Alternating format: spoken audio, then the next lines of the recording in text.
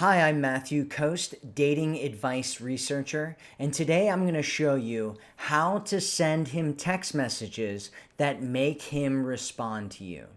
Step number 1, make it about him.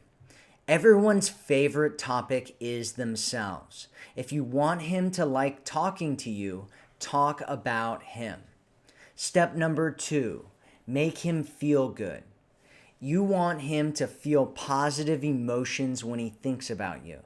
Keep things light and fun and make him feel good.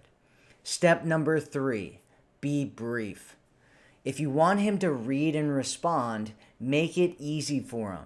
Write short sentences. Keep things brief.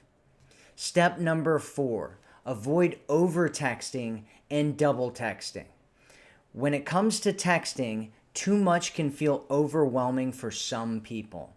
So don't overtext, don't double text. Step number 5, ask questions. When you ask questions, you make him feel like a response is necessary. If you want him to chase you through text, get the exact text messages many of my clients have used to get a man hooked. Click the link now to get the text messages.